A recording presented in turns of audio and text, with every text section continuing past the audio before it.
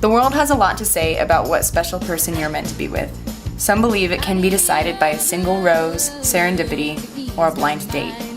Still others leave it up to their parents or eHarmony to lead them to their soulmate. Sleepless in Seattle? That's what she called him on the show because he can't sleep. And now 2,000 women want his number. Dear Sleepless in Seattle, you're the most attractive man I ever laid ears on. The guy could be a crackhead. Actually, he sounded nice. You know it's easier to be killed by a terrorist than it is to get married over the age of 40. That's not true. That statistic is not true. What if I never meet him? What if this man is my destiny and I never meet him? Your destiny can be your doom. I want to meet you.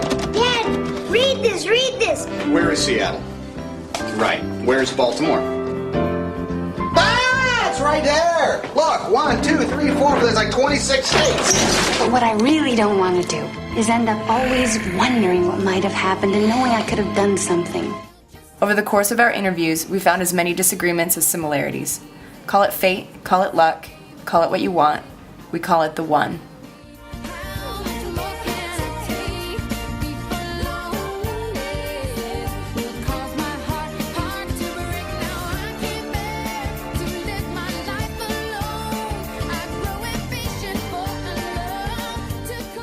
The questions we asked were simple.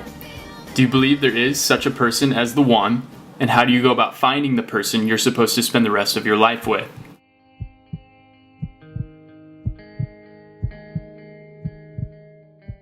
So I definitely think there is one person out there that's like made for you, that God has planned for you. I think that there is a girl that God has created for us for everybody to meet her or him, but I don't think that we always find them. Yeah, I think there is. Honestly, I don't think I ever thought in terms that God has chosen this person for me. I don't know that that was a part of the way we talked about things. Oh, she sure chased me. And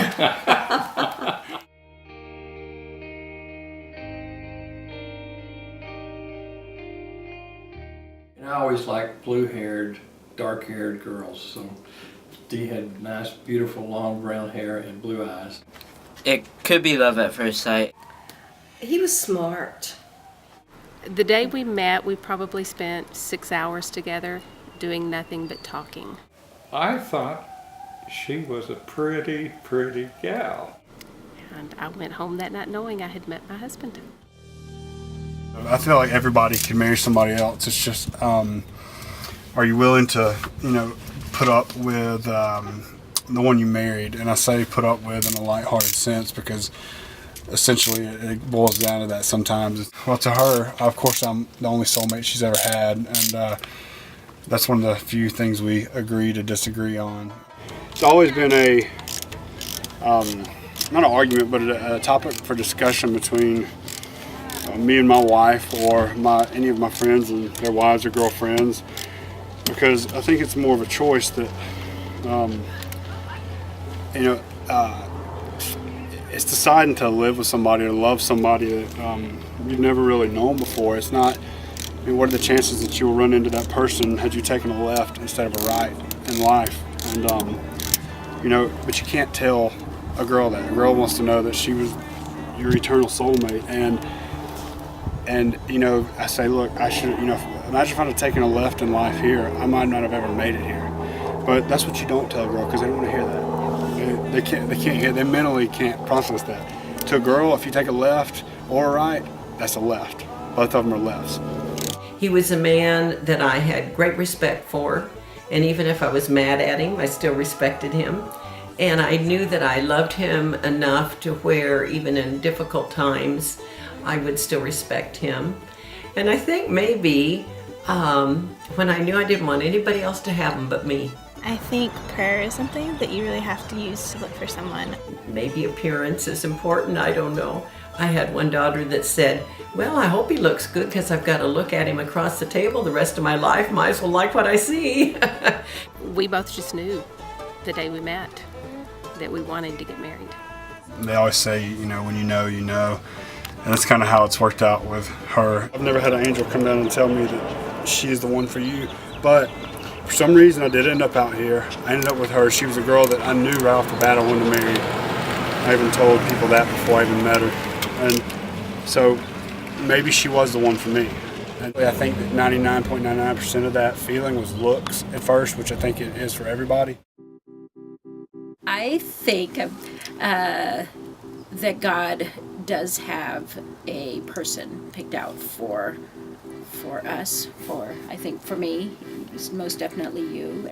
I think that God did pick him for me, and that he is my soulmate. Does God create someone for you? I do not think there is just one, because what if we don't find that one? And what if that one lives in New York and I live in California? I do believe that there is one person that God has chosen for you after you're married. I don't actually think that there's only one out there for any of us, but I think it's important to choose the one that you want to make it work with if you're looking for a domestic partnership or to have a family. And what's neat is that within that one relationship you can choose your own rules and guidelines and what works for you, but it's not like there's only one person that you could make it work with. So there's the one for right now, there's the one that you want to make it work with on long term, and some people find one and make it work with their entire lives, but I don't think that's the only way. And I think even once we, as I said, make that decision and marry, we make that person the right one, and God blesses that, and he will make that person the right one for us. If you figure half of marriage is into divorce, and then another chunk are people are married that don't actually like each other, then you kind of go, whoa, you know, what we found is kind of unique. So I think what we do is we talk about, we thank God. We are quite thankful that we ended up finding each other. And so when you talk like that, you're talking as if, you know, she was the one, and we kind of think that way. But if I take a step back, I realize that it probably doesn't work like that. And I felt like my husband and I honed our marriage into we were a good team. And we taught together, we liked to serve together, we enjoyed being together a lot. And so when he was diagnosed with terminal cancer, I just couldn't believe that the Lord would want to break up this team. God is a great orchestrator, so I see him as an orchestrator. The difference between us and a musical note, however, is that we have a choice where we fall on the scale, where we fall in the score. It's not limited to Christian theology. I've got friends who aren't Christians who have a romantic image of relationship, and they believe that they'll have a knight in shining armor riding a white horse who is the one for them, but they don't frame it theologically because they don't have a Christian worldview to do that. Their view on oneness in partner selection is based more on a romantic view that media has created, that there is one special person. Those, I think, in the Christian world have been influenced perhaps by a spiritual force, namely God, and his role in their mate selection, and some who believe in oneness believe that God has ordained for you to meet the one person that he's prepared for you, and I think people who fall into that camp lend themselves to being quasi-theistic in their cosmology.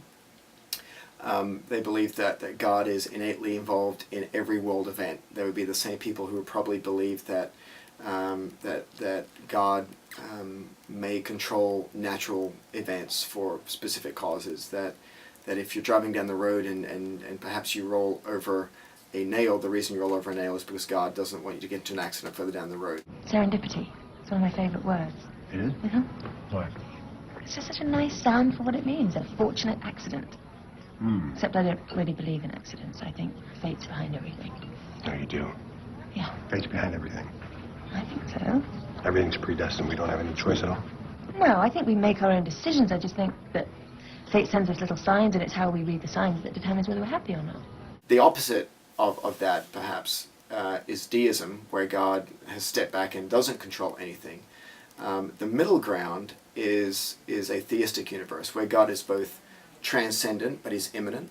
And I think for those of us who have a belief that God is both transcendent and immanent, are comfortable with the notion that God has given us the freedom to find somebody who passionately shares our core convictions and passionately shares our beliefs. It's hard to imagine God up there, with the puppet strings, kind of working to connect Christians together. I don't see anything in Scripture that would speak to the fact that God has already chosen for us. Because that takes away free will, which I think is a huge part of being human, is we have that free will and we get to make a choice. I just don't think that God has called me to be a marionette.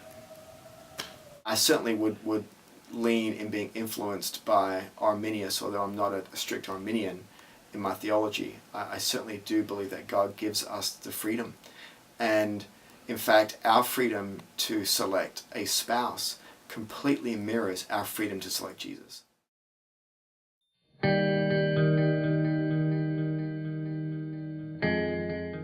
Do you feel like you can marry the wrong person? I think you can. Yes, definitely you can marry the wrong person. Yes, because I did. Yeah, Al's my second marriage. Yes. Absolutely. I think it happens all the time, which is why we have divorce. If God's predestining people to live together, He's really been screwing it up quite a bit. In fact, if you expand this conversation into homosexuality, you'll see that some people marry for the wrong reasons. Some people will marry because they believe it will cure their homosexuality. Some people marry out of fear of loneliness.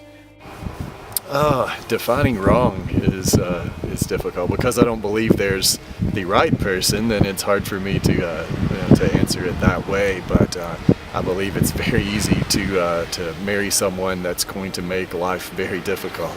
My parents are getting a divorce after 42 years right now, and you think that's the one, but life is long and people change, and it's okay if you recognize that really you are the one that you need to have that primary relationship with.